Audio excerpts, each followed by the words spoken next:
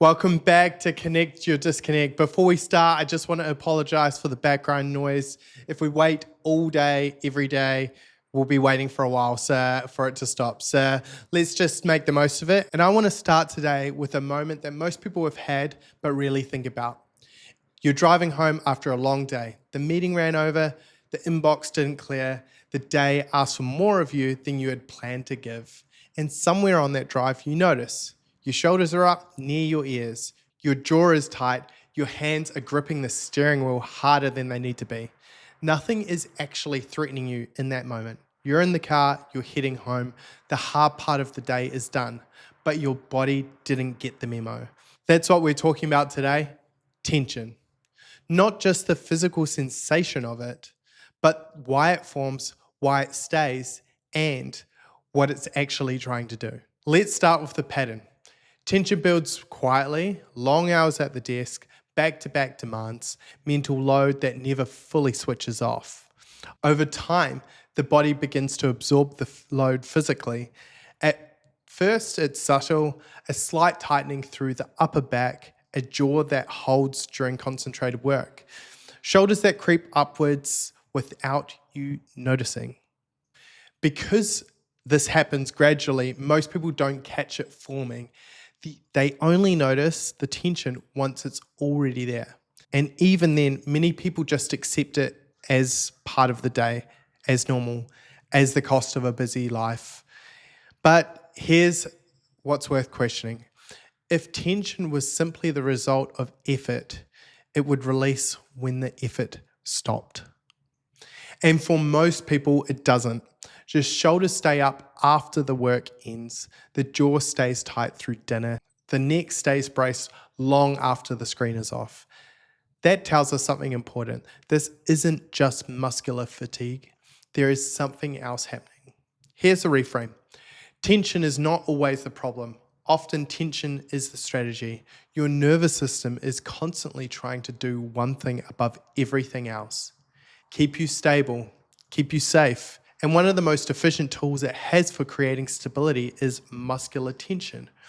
When the system feels like it needs to hold everything together, it does exactly that, literally. So when you drive home with your shoulders around your ears, your body isn't misbehaving.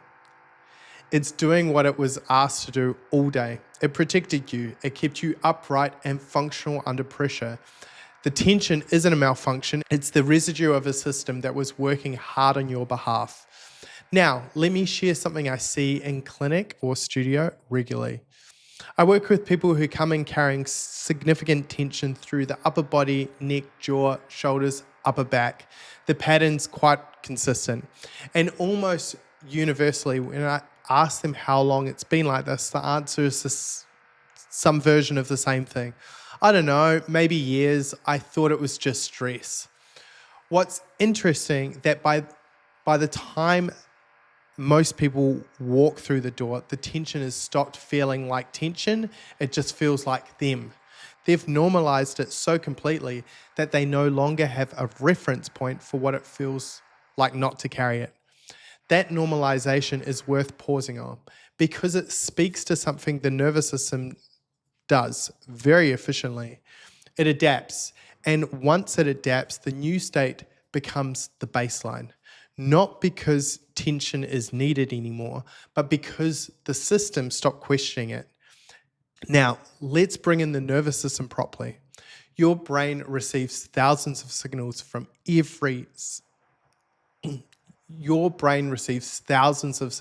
your body every second. From joints, from muscles, from your breathing, from your balance system. Together, all those signals build a picture, a sense of how stable, how safe, and how loaded the body currently is. If the nervous system perceives uncertainty or overload, its response is to increase muscular tension, not as a punishment, as a solution. Tension creates control. And for a system that is always trying to keep you functional, control is the priority. The problem arises that when the tension stays switched on past the point of need, muscles that were designed to activate briefly to respond to a stressor, and then release, begins staying partially active around the clock. That creates fatigue that doesn't resolve with sleep. It creates stiffness that returns regardless of stretching. It creates a body that feels like it never quite recovers. And over time, that persistent activation begins to reshape posture. The shoulder stays elevated, the neck stays forward, the chest stays compressed, the breath stays shallow. What started as a short-term protective response has become a long-term physical pattern. But here's the part that matters most. The nervous system learned this, and anything the nervous system learned, it can unlearn. When breathing improves, the system begins to regulate differently.